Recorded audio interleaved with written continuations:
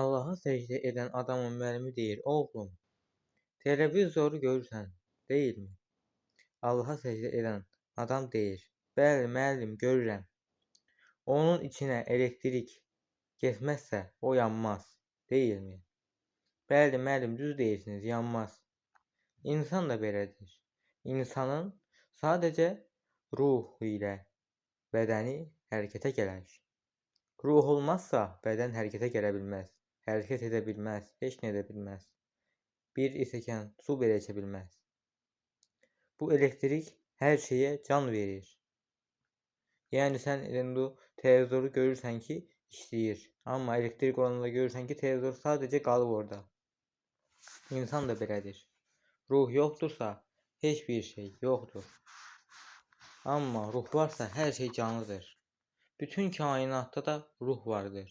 Ruh hər şeydə vardır. Hər canlıda vardır. Sadəcə insan öz ruhuna qulaq asmalıdır. Çünki ruh əsas həqiqətə aparan yoldur.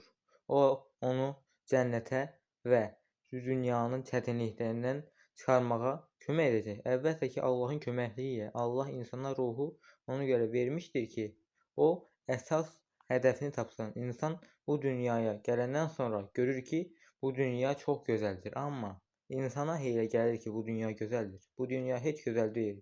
Əsas cənnət gözəldir. Bu dünyada heç nə yoxdur. Bizə elə gəlir ki, bu dünyada çox şey var, hər şey var. İnsana yetər. Amma bu dünyada heç nə yoxdur. İnsana heç bir şey yetməz bu dünyada. Çünki insana lazım olan az bir şey vardır bu dünyada. Və səcdə edən adam deyir: "Müəllim, bu dünya, yəni deyirsiniz ki, çox insanı aldadır."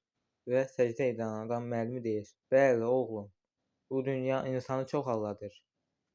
Və bu dünyanın inşağı insanı aldadır. Amma insan son nəfəs verəndə deyir ki, bu dünyada qalmaqdansa o biri dünya üçün hər yaxşılığı edərdim. Çünki insan yaxşılıq etdikcə onun dəftərinə səvab yazılar və o bütün pislikdən uzaq olduqca o hər zaman ən yaxşı insan olar.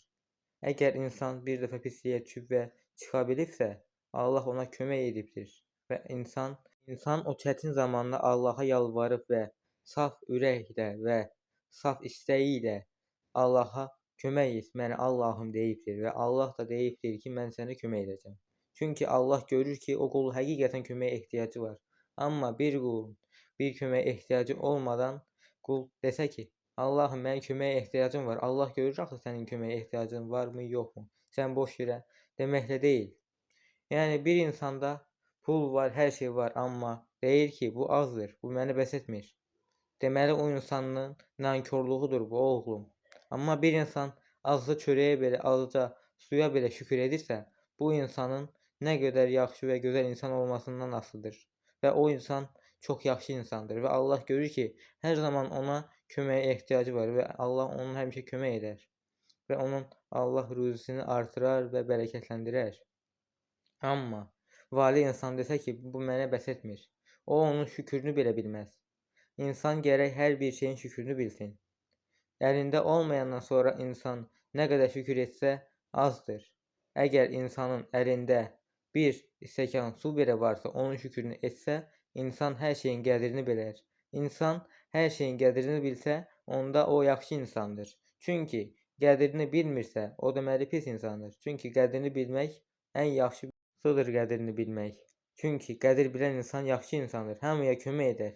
Bilər ki, bu insanda o yoxdur və o insana deyər ki, sənə nə lazımdır ay qardaş, ay dostum, gəl gedib alaq deyər.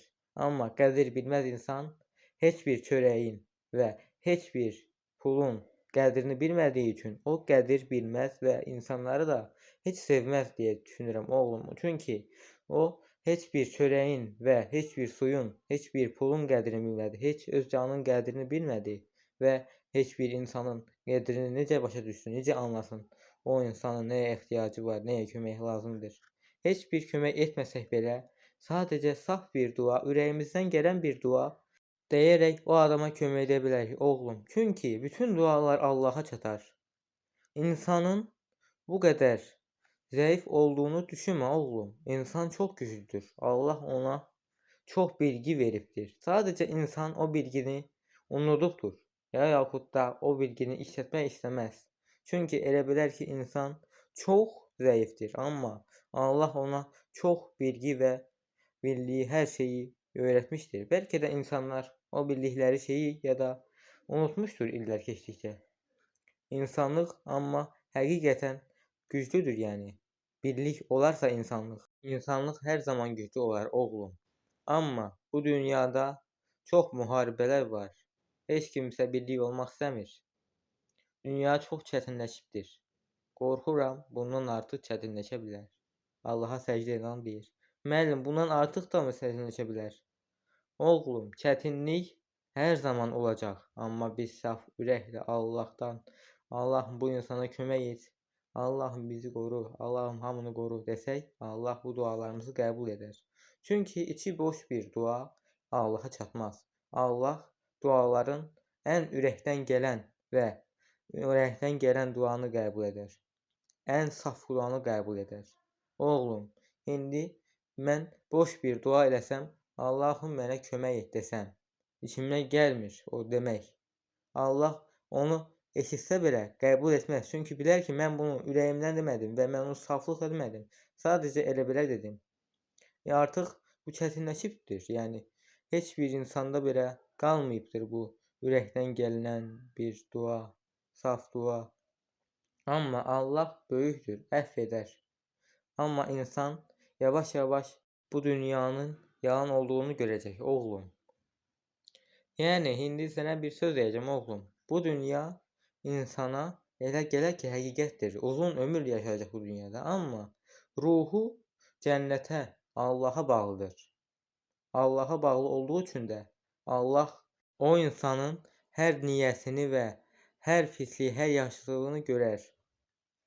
Amma o insan Allaha bağlı olduğu üçün də heç bir zaman yaxşılıq edər, yəni oğlum, yəni pislik etməz heç bir zaman.